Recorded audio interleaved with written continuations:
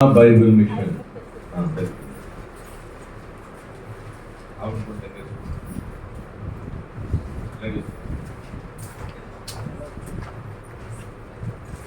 ప్రసాద్ గారిని కూడా తీసుకుంటాం.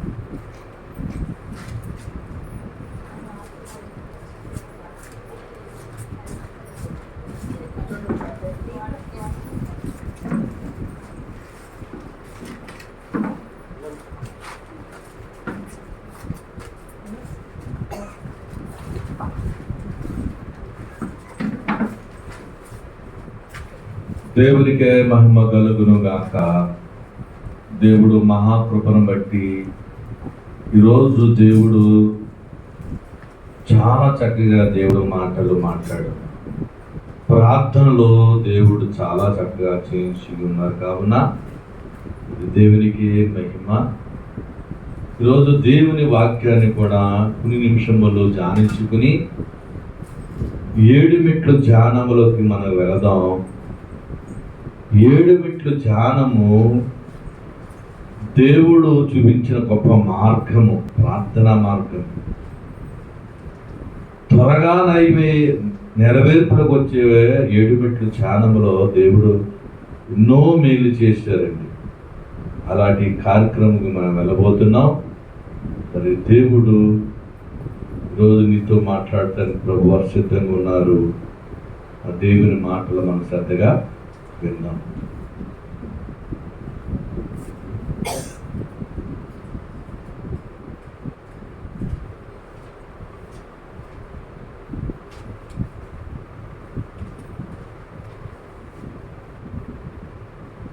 నిర్గమాకాండము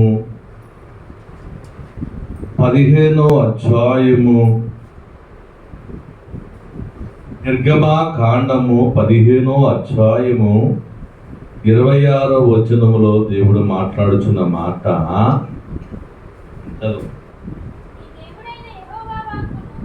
నీ దేవుడైన యెహోవా వాక్యను శ్రద్ధగా విని ఆయన దృష్టికి న్యాయమైనది చేసి ఆయన ఆజ్ఞలకు విధేయులై ఆయన కట్టడలన్నిటినీ అనుసరించి నడిచిన ఎడల ఐగుప్తీయులకు కలుగు చేసిన రోగములలో ఏదియు మీకు రానివ్వను. చిన్న ప్రార్థన. వందనము, స్తోత్రము తండ్రి. ఈ వాక్యము బోధిస్తుండగా నాయన మీ ఆత్మని మా మీద కుమ్మరించండి నాయన. వినుచున్న బిడ్డలకు తండ్రి హృదయముకు అర్థమయ్యే భాగ్యం కలుగజేయమని, మీరే మా మధ్యకు వచ్చి మాట్లాడమని మంచి బోధకుడిని యేసయ్య నామం అడుగుచున్నాం తండ్రి. ఆమేన్. ప్రియమైన సహోదరి సహోదరుడా, ఇలా చూడాలి అందరూ. ఇక్కడ దేవుడు మాట్లాడుతున్న మాట, నీ దేవుడైన యెహోవా వాక్కును శ్రద్ధగా విని. ఏంటంటే నీ దేవుడైన యెహోవా మాటను శ్రద్ధగా విని. ఈరోజు శ్రద్ధగా ఉండటం వల్ల ఏం జరుగుతుంది? శ్రద్ధ వలన నీకు ఏం జరుగుతుందో దేవుడి కార్యక్రమాలు మనం దేవుని వాక్యంలోంచి చూద్దాం. ఇక్కడ నిర్గమకాండము దేవుడు మాట్లాడుతూ, నువ్వు శ్రద్ధగా యేసయ్య మాటలు వింటే ఐగుప్తులో ఉన్న ఏ రోగమో నీకు రాదంట. అర్థమవుతుంది కదా? దేవుని మాటలు ఇలా చూడాలి. అందరూ పైకి పెడతారు. దేవుని మాటను శ్రద్ధగా వింటే ఐగుప్తు దేశంలోకి వచ్చి ఏ రోగమో నీకు రాదు. ఈరోజు మన ఆరోగ్యం ఉండాలి, ఏ రోగం మనం రాకూడదంటే మనం ఏం చేయాలి? చాలా మంది ఎక్సర్సైజ్ చేస్తారు. ఆరోగ్యం కోసం ఏం చేస్తారు? ఎక్సర్సైజ్ చేస్తారు. వాకింగ్ మంచిదే, చాలా మంచిది. కానీ దానికంటే ముఖ్యమైనది ఏంటంటే దేవుని మాటను శ్రద్ధగా వింటే ఈ లోకంలోకి వచ్చి ఏ వ్యాధి నీకు రాదంట. దేవుడు చెప్తున్న మాట శ్రద్ధగా వినాలి. ఇక్కడ మనం కూర్చున్నాం, మనం శ్రద్ధగా దేవుని మాటలు ఆలకించాలి. ఇక్కడ మాట్లాడేది ఒక వ్యక్తి కాదు, దేవుని శక్తి. దేవుడే నాతో మాట్లాడుతున్నాడని నువ్వు దేవుని వైపు చూసి వింటే అది శ్రద్ధ. అలా కాకుండా ఆ గోడల వైపు, ఈ ఫ్యాన్ల వైపు చూస్తుంటే నీకు శ్రద్ధ లేనట్టు. దేవుడు చూస్తుంటాడు. ఈరోజు నువ్వు శ్రద్ధగా దేవుని మాటలు వింటే ఏమొస్తుందంట? లోకం మీద వచ్చే, ఐగుప్తు మీదకి వచ్చి ఏ రోగమో నీకు రానివ్వనని దేవుడు చెప్తున్నాడు. మరి రాబోయే కాలంలో చాలా రోగాలు వస్తాయంట మన దేశానికి, మన భూమి మీదకి.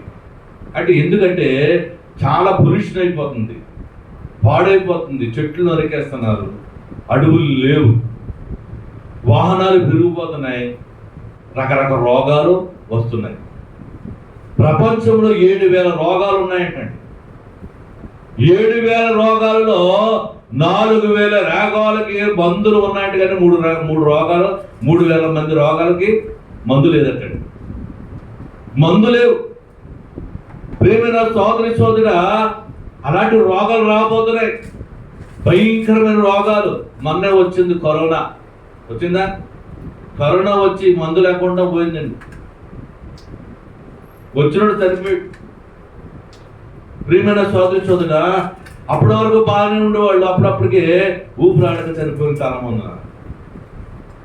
హాస్పిటల్లో బాగానే ఉన్నారు అనుకునేవారు, కానీ ఒక వారం రోజులు మళ్ళీ తెరబెట్టేసాలని చెప్పేసిందండి. ఊపిరాడక పేక పిసికేసి. వాళ్ళకి ఎలా ఉండేదంటే పేక పిసికేసినట్టు ఉండేదండి ఊపిరి అందక.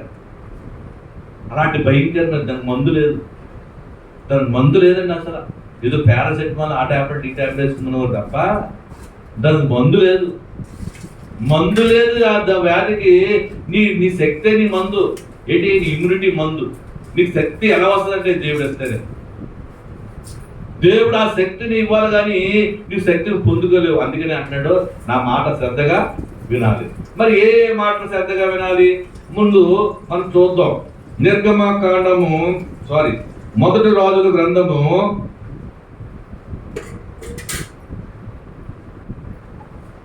11వ అధ్యాయము 28వ వచనము.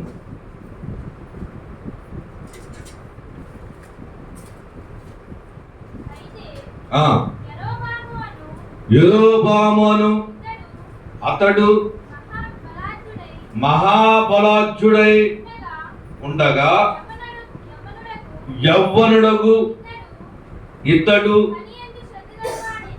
పనియందు శ్రద్ధ గలవాడై సొలొమోను తెలుసుకుని యోసేపు సంతతి వారు చేయవలసిన భారమైన పని మీద అతని అధికారిగా నిర్ణయించను. ఇది చూడాలి. రెండోది పని మీద శ్రద్ధ. మొదటిది దేవుని మాట మీద నీవు శ్రద్ధగా ఉంటే నీకు ఏ రోగము రాదన్నాడు దేవుడు. రెండోది పని మీద శ్రద్ధ.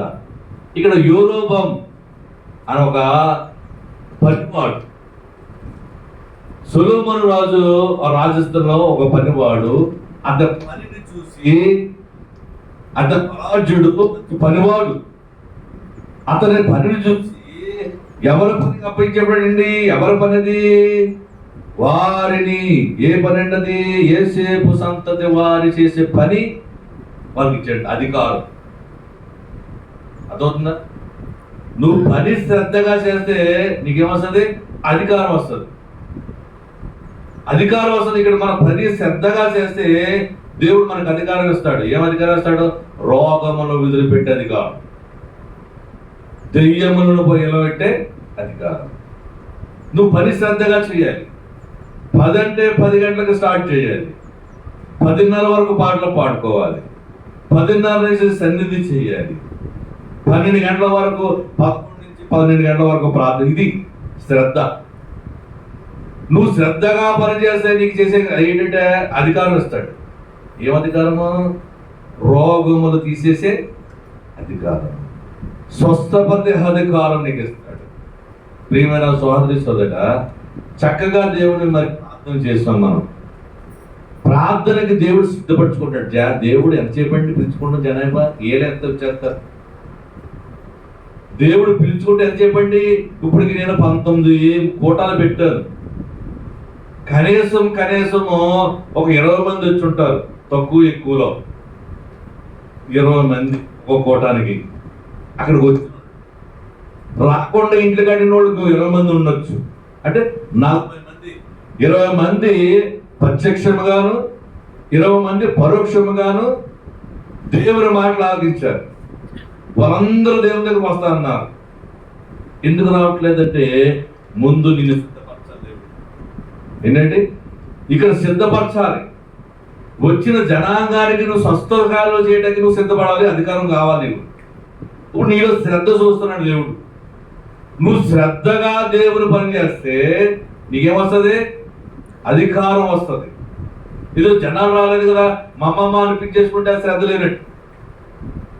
వచ్చినా రాకపోయినా క్రమమే పద్ధతిగా జరగాలి. 10 గంటలకి ఇక్కడ ప్రారంభ ప్రార్థన మనం ప్రారంభించాలి. 10:30 వరకు పాటలు పాడాలి. 10:30 నుంచి సన్నిధి చేయాలి. సన్నిధి చేసిన తర్వాత వాక్య పఠనం జరగాలి. తర్వాత 7 ప్రార్థనలు జరగాలి. ఎన్ని 12 గంటలు జరగాలి. 12 గంటల లోపు అవ్వాలి. 12 గంటల నుంచి దేవుని వాక్యము బోధించబడాలి. దేవుని వాక్యం అయిన తర్వాత 1 గంట నుంచి దేవుని యొక్క 7 మెట్ల ఛానల్కి. ఇది క్రమం. శ్రద్ధ కలిగి నువ్వు పని చేస్తే ఏమేస్తాడు? నీకు అధికారం ఇస్తాడు. ప్రియమైన సోదరి సోదరా, శ్రద్ధగా చదివితే ఎగ్జామ్ లో పాస్ అవుతావు.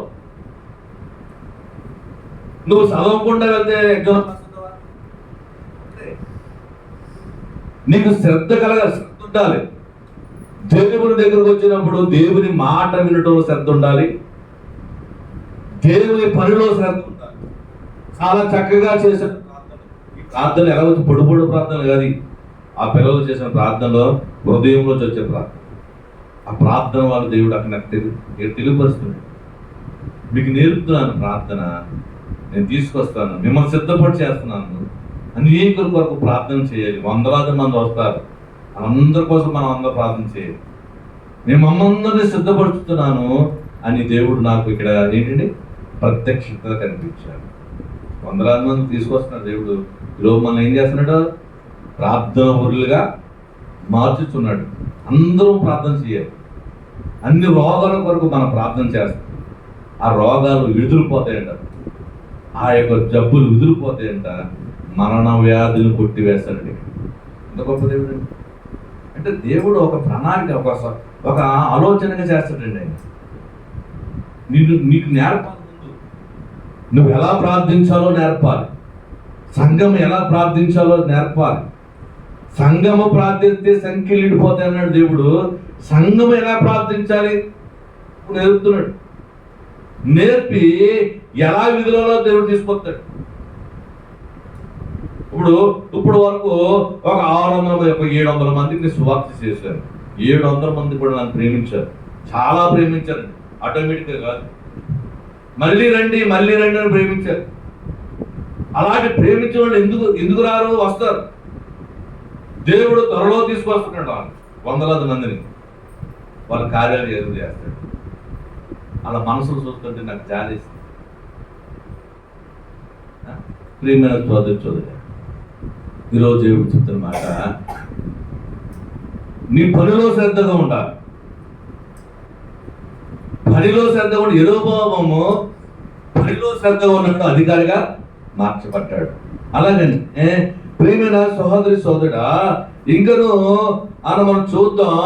ఇంకేమిటంటే 3వది ఎక్కడ ఆయన ఉన్నాడు అంటే మరి యాకోబు పత్రిక చూద్దాం. 3వది 2వ రాజుల గ్రంథం, 2వ రాజుల గ్రంథము 4వ అధ్యాయము 13వ వచనం.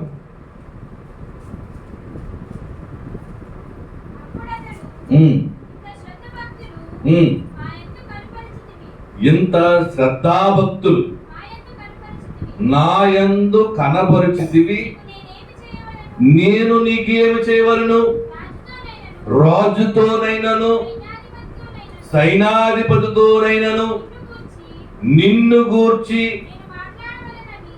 నిన్ను మాట్లాడవలనని కోరుచున్నావని అడుగుమని గెహజీకి ఆజ్ఞయ్యగా వాడు ఆ ప్రకారము ఆమెతను అతడు నీవు ఇంత శ్రద్ధాభక్తులు ఏంటంటే శ్రద్ధ భక్తులు. ఇప్పుడు ఏం మాట్లాడుతున్నాం మనం? శ్రద్ధ కోసం మాట్లాడుతున్నాం.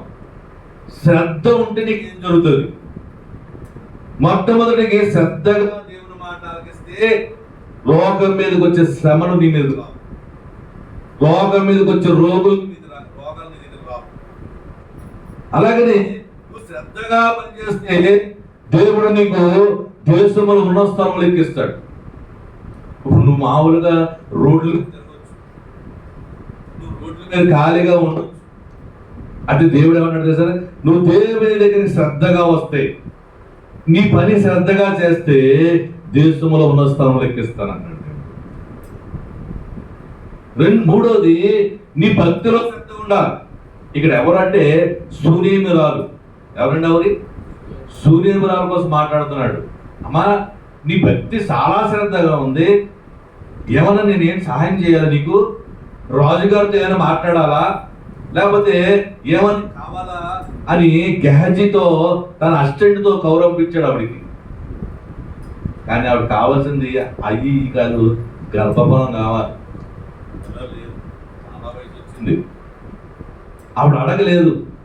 గెహజీ వెళ్ళి, అయ్యా ఆవిడ అది ఇదని కాదు, మామూలుగానే మనకు మర్యాద చేసింది, భక్తితో చేసింది. ఆవిడ ఏదో కావాలని కాదు, ఏదో పొందుకోవాలని కాదు అయ్యా, కానీ ఆ కుటుంబంలో ఒక లోటు ఉంది.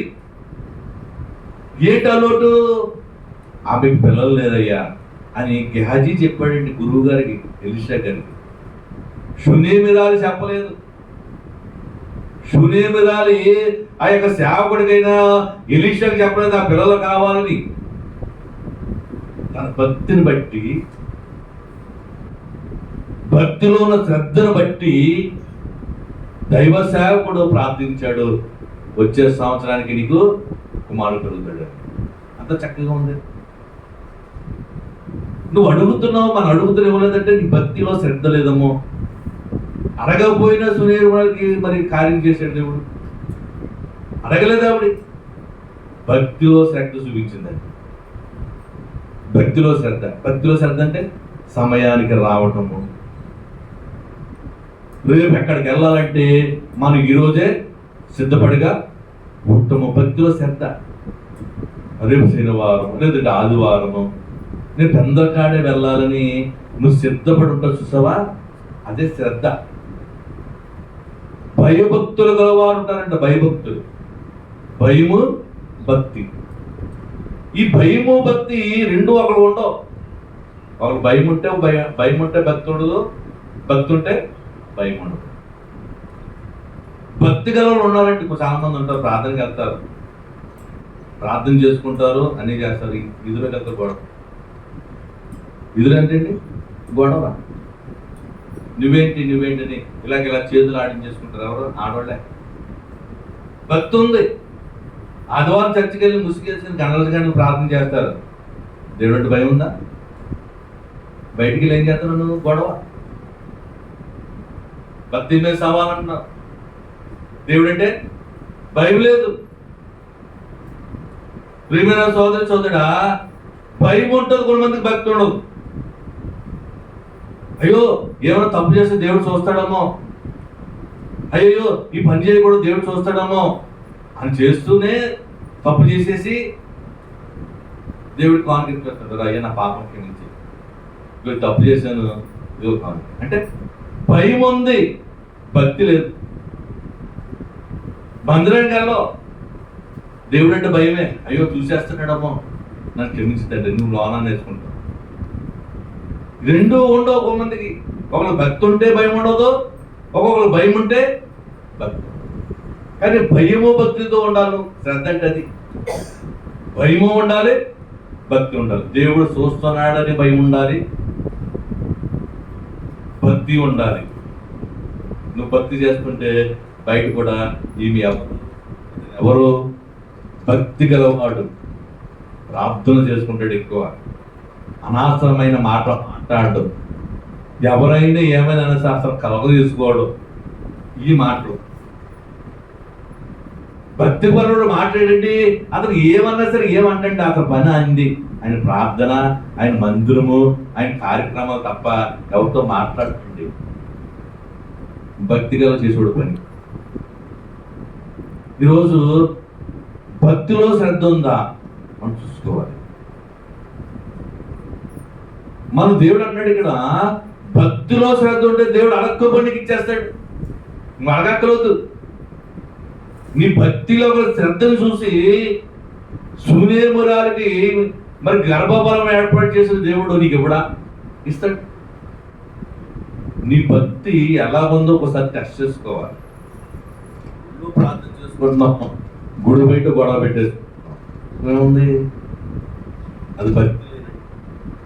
భక్తి అంటే కొట్టిన వారిని కొట్టవు, తిట్టిన వారిని తిట్టవు అనుకుంటారు. పని ఆ కర్మ. నేనేది ఎవడన్నా ఒక అపరింద వేసాడు అనుకోండి, నీలో ఎలా ఉండాలంటే ఒక పాజిటివ్ లాగా ఉండాలి, నెగిటివ్ లాగా ఉండాలి. ప్రియమైన సోదరి సోదరుగా, అలాగనే మరి దేవుడు మాట అర్థమవుతుంది కదా? ఏమర్థమవుతుంది? ఏం శ్రద్ధ, ఏం దేనికొని చెప్పుకుంటున్నావు, ఏ సబ్జెక్ట్ ఏం కావాలి చెప్పాలి. ఏంటి దేనికోసం చెప్తున్నాం? మనం ఏ సబ్జెక్ట్ కోసం మాట్లాడుతున్నాం? మనం ఏ సబ్జెక్ట్ చెప్పాలి? శ్రద్ధ. శ్రద్ధ అర్థం వల్ల భక్తి ఉంటే కదా, శ్రద్ధగా వినాలి, అడిగే ప్రశ్న చెప్పాలి. అది శ్రద్ధ అంటే. వింటున్నావు లేదంటే మాట బట్టి ఉంటుంది రియాక్షన్. శ్రద్ధ కలిగి ఉన్న వారికి లోకంలో ఏ ఆపద రానివాడు దేవుడు, ఏ రోగం రాను. శ్రద్ధగా నువ్వు పని చేస్తే నీ పనిలో నిన్ను అభివృద్ధి చేస్తాడు దేవుడు, నీ ప్రార్థనలో అభివృద్ధి చేస్తాడు, నీకు అధికారం ఇస్తాడు దేవుడు. ఇస్తాడా? చెప్పాడు కదా, యెరోబాము శ్రద్ధగా పనిచేసాడు కాబట్టి రాజైన సొలొమోను అధికారం ఇచ్చాడు. ఇప్పుడు నీవు శ్రద్ధగా పనిచేస్తే దేవుని దగ్గరికి వచ్చి శ్రద్ధ కలిగి ప్రార్థన చేస్తే, అయ్యా చేస్తే, పూర్ణ హృదయంతో ప్రార్థన చేస్తే, శ్రద్ధగా ఆయన వైపు చూస్తే ఆయన కనపడతాడు, మాట్లాడతాడు, నీ కార్యం చేస్తాడు. నీ పనిలో శ్రద్ధ ఉండాలి. నువ్వు దేవుని దగ్గరికి వస్తున్నావు కాబట్టి శ్రద్ధగా దేవుని దగ్గరికి రావాలి. అలాగని మూడోది ఏముండాలండి? మూడోది ఏముండాలి? శక్తి. భక్తిలో శ్రద్ధ ఉండాలి. భక్తి అంటే భయముతోను భక్తితో, భయము కొట్టి భక్తి ఒకటిగా ఉండకూడదు. భయము భక్తి ఉండాలి. భయము భక్తి ఉంటే నీకేమవుతుందంట? అడగకపోయిన దేవుడు ఇచ్చేస్తాడు, నువ్వు అడగకూడదు. భక్తిలో శ్రద్ధను చూసి దేవుడు ఇక్కడ శూనేమురానికి ఎలీషా గారు వరం ఇచ్చేసారండి. అయ్యా అమ్మా, వచ్చే సంవత్సరానికి నీ కౌగిటిలో కుమారుడు ఉంటాడని ఆమెను దీవించాడు ఎలీషా గారు. ఆవిడ అడగలేదు, ఆవిడ భక్తి శ్రద్ధను బట్టి. అలాగనే మరి నాలుగవది దేనిని బట్టి మనం చూద్దాం. మరి సామెతల గ్రంథము 1వ అధ్యాయము 8వ వచనము చూద్దాం. మొర్రపెట్టుదురు గాని నేనివ్వకుందును, నన్ను శ్రద్ధగా వెతుకుదురు గాని వారికి నేను కనబడకుందును. చూసారండి, నాలుగో మాట ఏంటంటే శ్రద్ధగా వెతకాలి. నువ్వు శ్రద్ధగా వెతకట్లేదు కాబట్టి నేను నీకు కనబడను. దేవుడు అన్నమాట. దేవుడు నీకు కనబడలేదంటే ఏంటి? నువ్వు శ్రద్ధగా వెతుకుతలేదు. నువ్వు శ్రద్ధగా వెతకాలి. ఎక్కడ వెతకాలండి? ఆయన సమీపంగా ఉన్నప్పుడు ఎదగాలి. అల్లరి సెలవులో నువ్వు ఎదగకూడదు. మాట్లాడినప్పుడు నువ్వు ఎదిగితే దేవుడు కనబడతాడా? పరమగీతములో ప్రియుడు ఎదుగుతుందంటండి. సంత వీధులు ఎదుగుతుంది, దొరకట్లేదు. సంత వీధి ఎలా ఉంటుంది? సంత ఎలా ఉంటుంది? గోల గోల ఉంటుంది. గోల గోల నువ్వు ప్రార్థన చేస్తే దేవుడు దొరుకుతాడా? పీస్ఫుల్గా ఉండాలి. నీవు దేవుడే మాట్లాడుకో తప్ప ఎవరి మాట వినబడకూడదు. అంత పీస్ఫుల్గా ఉండాలి. రాజమార్గములు ఎదుగుతుందంట. అంటే రాజమార్గం అంటే విశాలమైన మార్గం. అంటే నువ్వు జలసా చేసుకుంటూ ఎదుగుతుంటావు. అంటే మోకరించకుండా నిలబడి కూర్చుని ప్రార్థన చేస్తావు చూసావా? అది విశాలమైన మార్గం. విశాలమైన మార్గం అంటే ఏంటి? నువ్వు మోకరించకుండా నువ్వు ఏదో కుర్చీలో కూర్చేసుకుని ప్రార్థన చేసుకుంటావా? అది విశాల మార్గం ఎదుగుతుంటే దేవుడు దొరుకుతాడా? నువ్వు మోకరించి అయ్యా ఇరుకైన మార్గం ఎలా ఉంటుంది? టైట్గా ఉంటుంది, కష్టంగా ఉంటుంది కదా. మోకరించడం మనం ఎంత కష్టంగా ఉంటుంది? కష్టం. అప్పుడు దొరుకుతాడు దేవుడు. నువ్వు కూర్చొని గంట చేపు ప్రార్థన చేయి. విశాల మార్గంలో నేను దేవుడిని దొరకడంట. అంటే శ్రద్ధలన్నీ నువ్వు శ్రద్ధ కలిగి ఉంటే ఎక్కడ ఎదుగుతావంట? మోకాలుని ప్రార్థన చేసుకుంటాం. ప్రియమైన సోదర, దేవుడు చెప్తున్న మాట అర్థమవుతుందా? ఈ క్లియర్గా అర్థం అవ్వాలి. శ్రద్ధ కలిగి ఉంటే దేవుడిని చూడగలవు. నీకు శ్రద్ధ లేకపోతే క్రమం తప్పకుండా రావాలి. పని వరకు రావాలి. మధ్యలో మానేయకూడదు. నీ శ్రద్ధది. నా పని అయిపోవాలండి, నా కార్యం అయిపోవాలంతే. నీ శ్రద్ధ చూస్తున్నాడు దేవుడు. 6 వారాలు వచ్చి మానేస్తావా? 7 వారాలు వచ్చి మానేస్తున్నావా? అది శ్రద్ధ కాదు. దేవుడికి టార్గెట్ పెడుతున్నావా నువ్వు? అది కాదు. నీ శ్రద్ధ ఏంటంటే నాకు దేవుడు కార్యం అయ్యేవరకు వస్తాను. ఇది నీ శ్రద్ధ. దోతుంది కదా. ప్రియమైన సోదర, దేవుడు చెప్తున్న మాట ఈరోజు నువ్వు శ్రద్ధగా వింటే లోకం మీదకి వచ్చి ఏ విపత్తు మీద నీకు రాదు. నువ్వు శ్రద్ధగా పనిచేస్తే దేవుడు నీకు అధికారం ఇస్తాడు. దేశంలోనే అధికారం ఇస్తాడు. ప్రధాన దగ్గర కూర్చోబెడతాడు, అధికారం దగ్గర కూర్చోబెడతాడు. ఇప్పుడు నీ పనిలో శ్రద్ధ చూపిస్తే, భక్తిలో శ్రద్ధ ఉంటే నువ్వు అడగకపోని చేస్తాడు దేవుడు. భయభక్తులతో నువ్వు ఉన్నావు కాబట్టి. అలాగనే దేవుణ్ణి శ్రద్ధగా వెతకాలి, అనాలోచనతో కాదు. చాలా జాగ్రత్తగా వెతకాలి. దేవుడు మన మధ్యలో ఉన్నారని, ఇక్కడ మోకరిస్తున్నాం, అయ్యో ఆ దగ్గరే ఉన్నాడని ప్రార్థన చేస్తారు. నాకు చాలా ఇష్టమైంది. ప్రార్థనలో మరి మాట్లాడి కన్నా కొద్దిగా మాట్లాడే దేవుడు మాటలో ఆగ్రహిస్తాడు.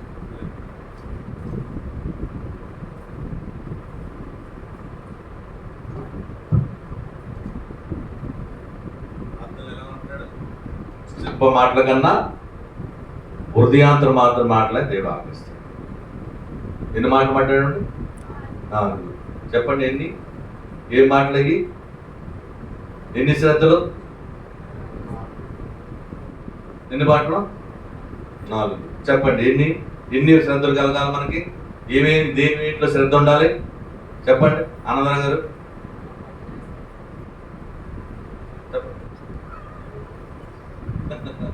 చెప్పండి. శ్రద్ధ లేదు అంట.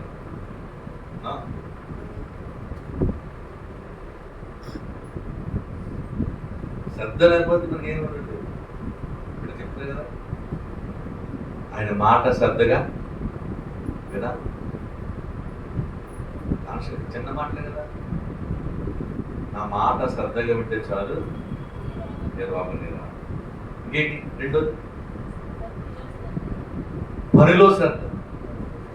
దేవుని దగ్గరికి వస్తున్నాం, దేవుని పరిచయంలో శ్రద్ధ.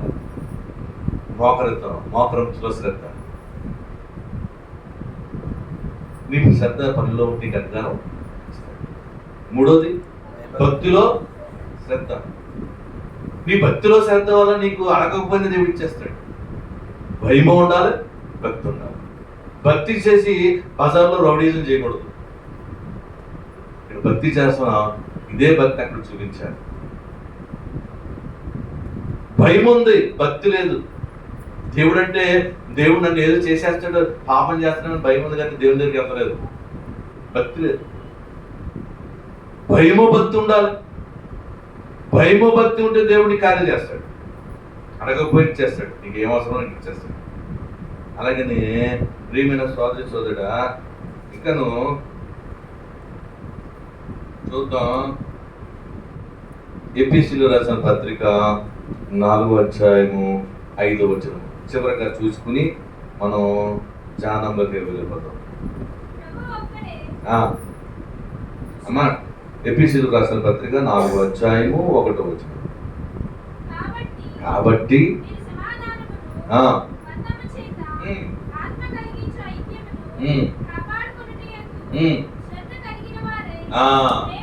ఇందులో ఉండాలి శ్రద్ధ, ఐక్యతలో శ్రద్ధ. ఐక్యత అంటే ఏంటి? కలిసి ఉండడం. కలిసి ఉండడం. పిల్లు గీసేసుకుంటాం కదా, తలుపులు వేసేసుకుంటాం కదా. కలిసి ఉండటంలో ఐక్యత ఉండాలి.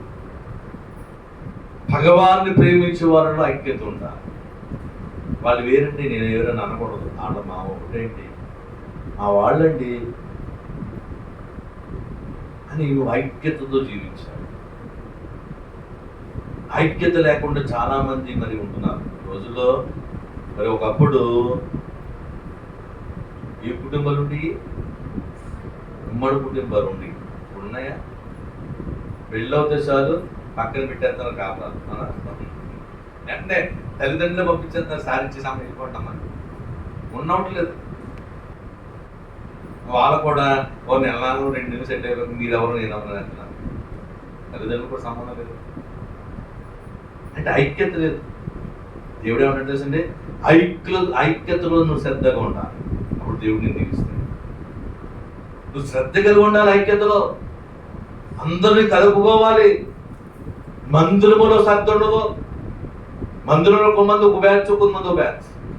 కొంతమంది పాస్టర్ గారి బ్యాచ్, కొంతమంది పాస్టర్ గారి బ్యాచ్ ఉంటారు.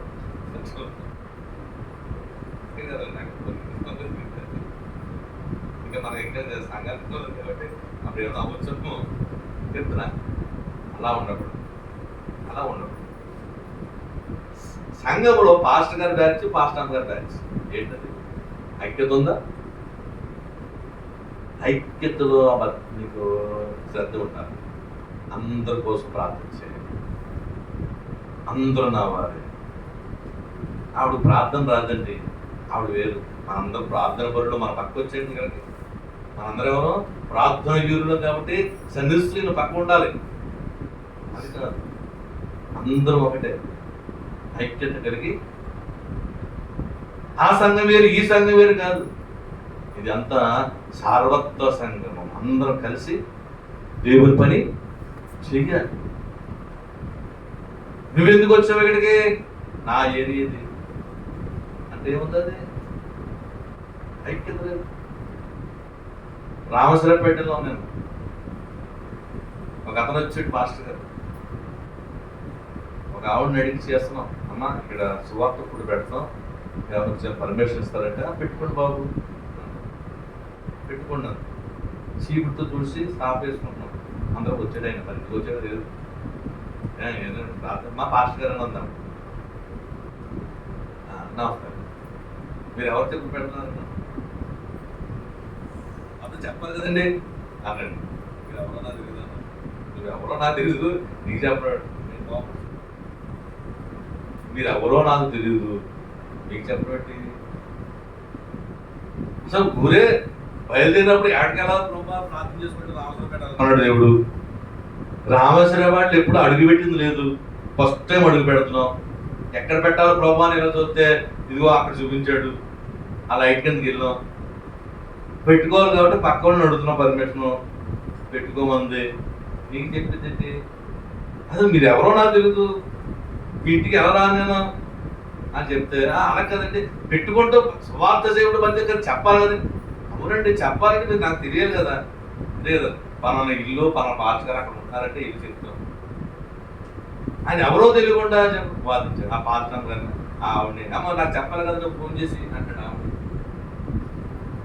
అప్పుడు ఆవిడ మాట్లాడుతుంది, ఇంకా లోన్ కదా ఫోన్ కూడా అట్టలేదు. ఒక చెప్పినామో అప్పుడు అన్నాను, ఇదే క్రైస్తవులను పాడు చేస్తుందండి. నేను సువార్త చేయడానికి వచ్చాను, దేవుడు నాకు 100 కోటాలు పెట్టమని ఈ తల్లిగారిని చెప్పి పెడుతున్నాను. ఇక్కడ ఈ తల్లిగారిని బేసెచ్చుకుని ఇక్కడ అందరికి చెప్పాలని, ఈవిడ చెప్పాలని కాదు. దేవుడి వాక్యం అంతుంది, ఈవిడికి దేవుని వాక్యం అంతుంది మీరు చెప్తున్నారు, కానీ పక్కడికి అంతలేదు. వీళ్ళు బేస్ చేసుకుని వాళ్ళు చెప్పండి నా ఉద్దేశం. వీళ్ళ ఇంటికాడ కూర్చోబెట్టి ఈవిడ దగ్గర కూర్చోబెట్టి వీళ్ళందరికీ బోధించాలన్న ఆలోచన అండి. ఈవిడ కాదు అంటే మంచిదే, కానీ నాకు చెప్పలేదు అన్నట్టు. ఆయన నాకు చెప్పాలంటే నాకు తెలియదు కదండి బాబు. బాగుపడేది అదే ఇప్పుడు చెప్తాను ఉండండి అన్నాను అంటే చెప్తే నేను పడుతుందా అన్నాడు. ఆయన పేరేంటారు ఆమోస్. గద్దాపులు అంటే నాకు తెలుసు అండి, గద్దాపు నాకు తెలుసు, నాకు తెలుసు కదా అంటే ఐక్యత ఉందా? నాకు అందరూ చూశారు, అసహించుకుని ఉంటారు దేవుడి మీద. వీళ్ళందరూ పాస్టర్ డిస్కషన్ చేసుకుంటారు.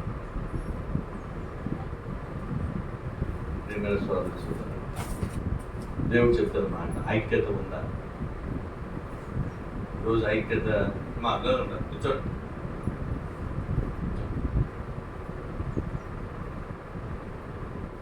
ఏమండి ఐక్యత ఎన్నో చెప్పు? 5. 6 చెప్పేసి ముందు చూసుకుందాం. తీతు పత్రిక 3వ అధ్యాయము 8వ వచనం.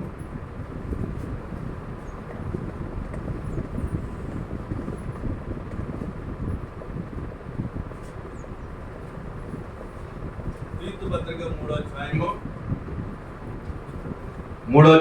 8వ వచనం.